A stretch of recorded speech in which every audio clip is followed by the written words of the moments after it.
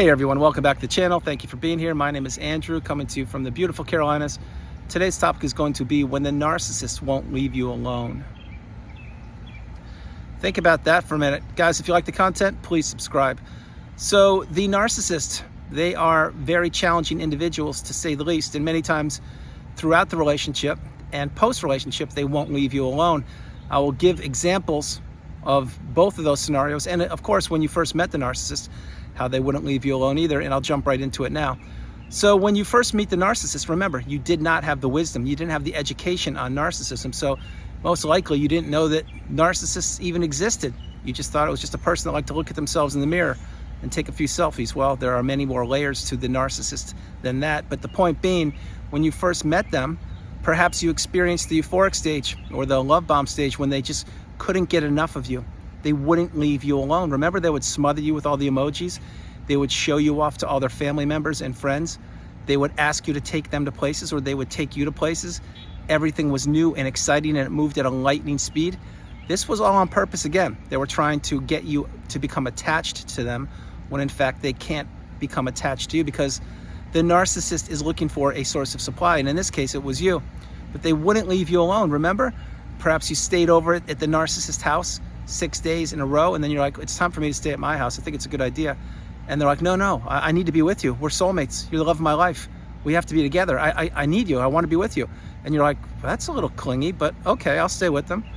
See, right there, they broke a boundary down because you wanted to go back home to your house to recharge, but they, in the narcissistic love bomb / euphoric stage, they had you believe that they were the answer. They were the person that you couldn't live without. And they, believe me, they worked tirelessly in the beginning of the relationship to have that be your mindset, to have you think that way. They wouldn't leave you alone. Remember, perhaps you were golfing or spending time with your friends or whatever you were doing, spending quality time doing hobbies. They try to disrupt that also. What they tried to do is they tried to have you, again, put them in front of your hobby. This is all in the beginning of the relationship, and it's throughout the relationship too, but the point being, they didn't want you enjoying, let's say, golf as an example. So again, you would be golfing on hole number 1, you'd get a few texts. Boom, okay, that's done. I'll talk to them after the round. Wait, now it's hole number 2. You're getting more texts and more emojis. It's now, and you respond again. This goes on for 18 holes, and it goes on afterwards.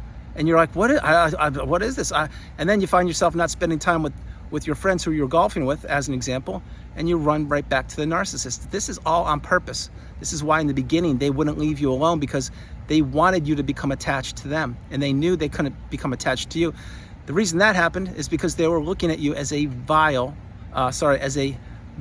source of supply, a person who could put a roof over their head, who could raise the kids, who could plan vacations and pay for vacations, who they could disrupt your energy from. Understand this message. So another thing, as the thumbnail mentions, when you are in the workplace, when the narcissist won't leave you alone, you're in the workplace and you're working with individuals. Say it's your boss, and it's Friday at 5 o'clock, time to go home, and boom, there is a mountain of work coming on your desk or via email that you have to do over the weekend. Now this mountain of work may not be due until 2 or 3 months, but the narcissist is putting an ASAP on it, meaning please do this over the weekend. I know you have family and you've got events going on, and I know it's your birthday, but it's no big deal.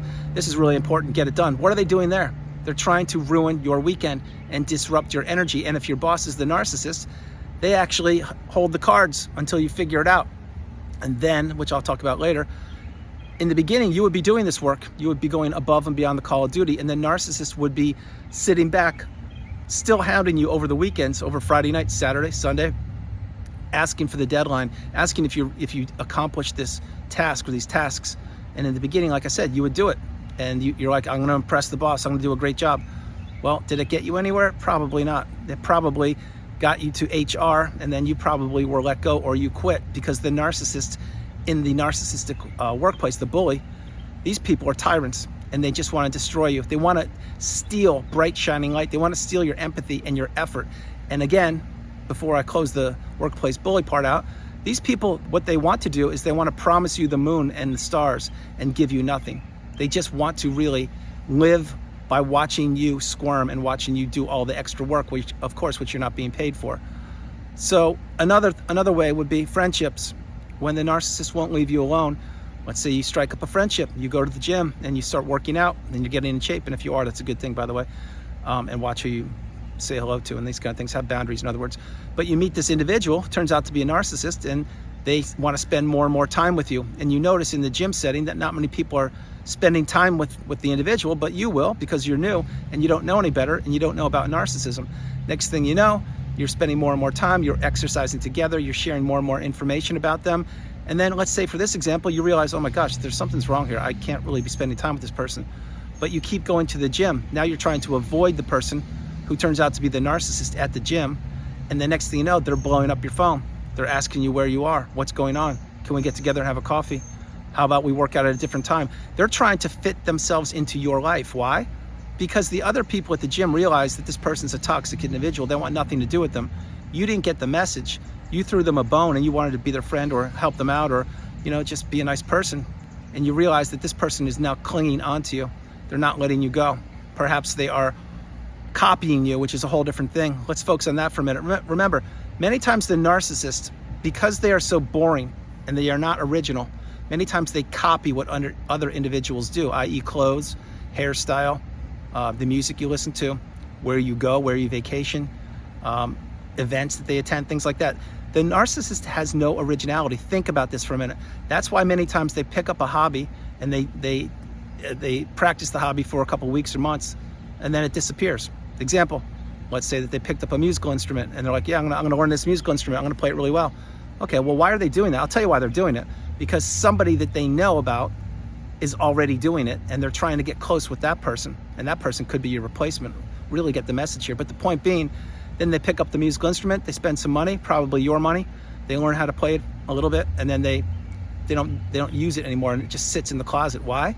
Because now they got bored, they got jaded. Maybe they realized they can't play the musical instrument, they're not that good. Or maybe the person that played the musical instrument that they're trying to copy figured them out and 86'd them. In other words, said, no, I'm not gonna spend time with you.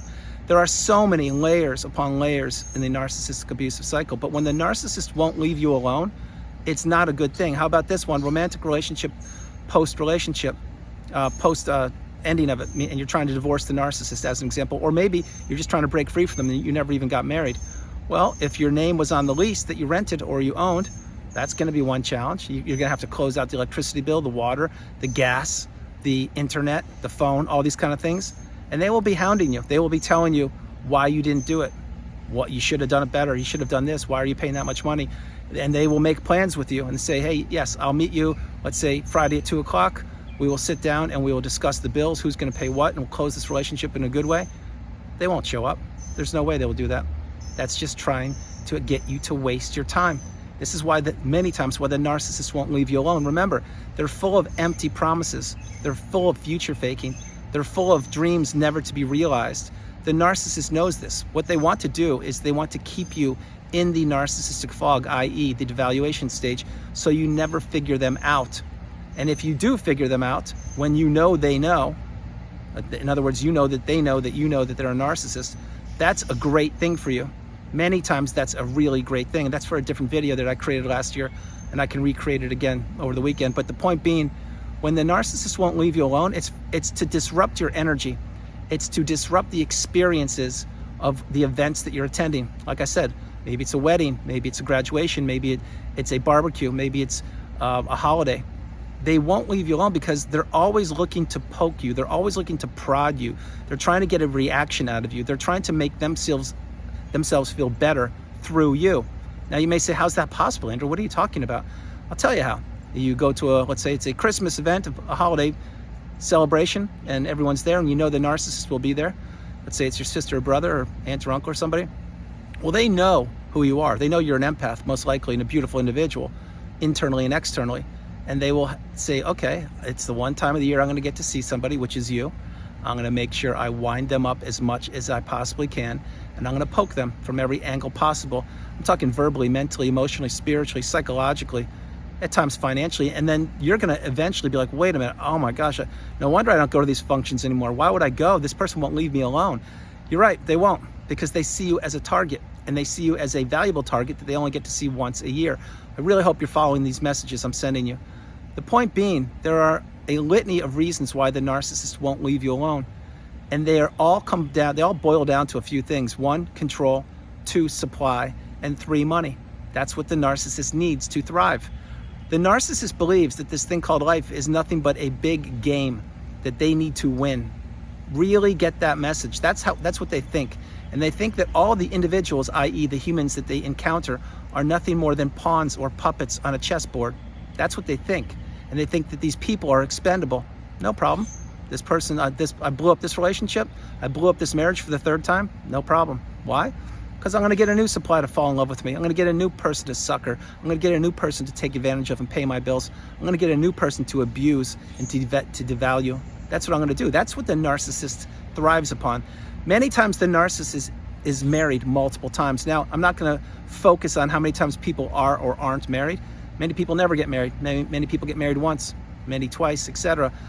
If you really think about it, not all, so don't think that I'm saying all, but there are individuals, i.e. narcissists, that marry multiple times with a capital M.